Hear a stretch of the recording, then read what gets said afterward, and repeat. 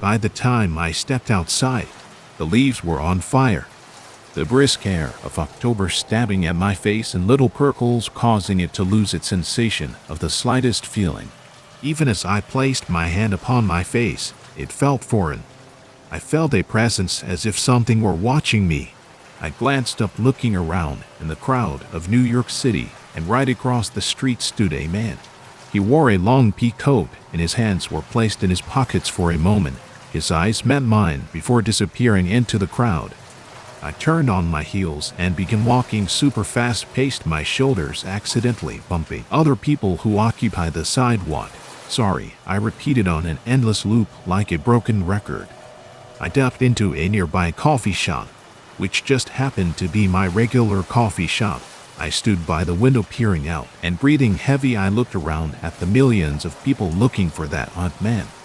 I heard glass break behind me, causing me to jump out of my skin. "God damn it, Joanna," the coffee shop waiter muttered.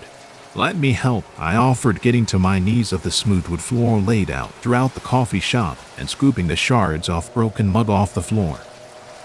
"Thanks," she smiled. I put the broken glass on the tray she held, and she hauled it defeatedly to the back room. The bell of the coffee shop chimed. I brushed off my blue jeans and looked over, and there stood the man in the long coat, his hand back in his pocket, and his eyes glaring through my soul. I backed up warily, and he inched closer. "What do you want?" My voice shaking. He did not respond. He just continuously edged closer until I had no space to back up anymore. "I know what you did," his voice deep, even in a whisper, made chills crawl down my spine, and his face was inches from mine, his eyes the darkest black and soulless. He then grabbed my arm, crushing it in his hand. "Help," I yelled, but no one appeared. They led me out the door and onto the crowded street. I looked around in the crowd, and everyone's focus was on their phones. No one noticed my pain, worry, and fear. "Say another word and you'll wish you hadn't," he said, peering disgusted at me as he cut my repeated pleas for help. He slid the door of his sinister van open before throwing me in there with no remorse. He slid the door closed before I could even complain. I was clueless as to where we were going. I could just feel the bump in the unfinished road. The pothole that almost took the wheel off jolted me the most. Suddenly we halted to an unexpected stop. The man got out the car, and I lost track of him for at least 15 seconds before he threw the door open.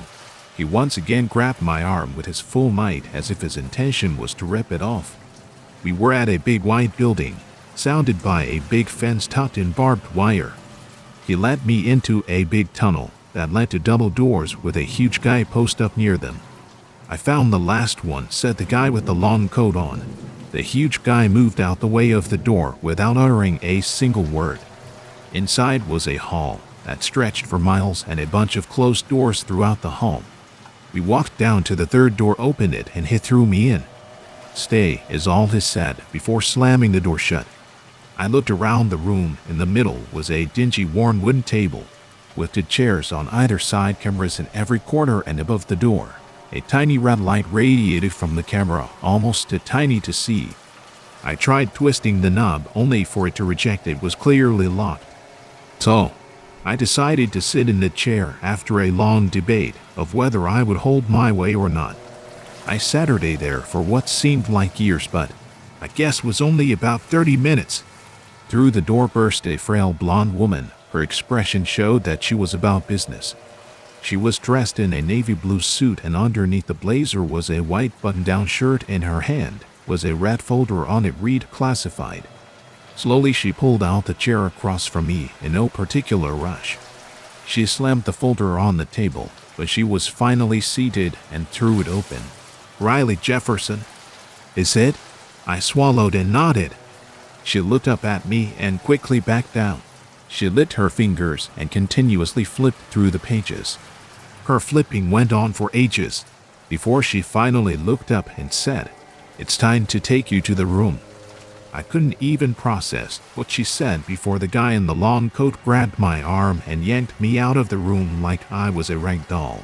Before I could protest, we were standing in front of a bright red door. The woman was behind us. "Open it," she shouted eagerly. The man reached out slowly, put his leather-gloved hands on the knob, and the door creaked open, out flooded a fluorescent light. When I could finally see again, there were 6 other humans, and they're trembling as the woman and man entered. They had numbers 1 through 6 on them. Their hands were cuffed in front, and they were dressed in black and white stripes as if they were prisoners. They were all around the same age, mid-20s. Number 1, Caucasian short blonde woman with huge blue eyes. Number 2 was an African American man around 6 feet or taller. He had a square jawline and his hair was overly grown, probably from being in here too long. Number 3 was a woman with fire color curls and dark eyes. Her face always appeared between scrunched and fearful. Number 4 was a Mexican man. His hair was back in one braid and he was barely taller than number 1. Number 5 was a woman with a bob cut evenly around her head. And finally, number 6 was a beautiful woman with frizzy brown curls. In Carmel, she had a personality showing that they weren't going to break her. They all stood in line based on their number. I was thrown in line and a jumpsuit was forced into my hand. The woman and man then turned on their feet and slammed the door shut, and my freedom went with it.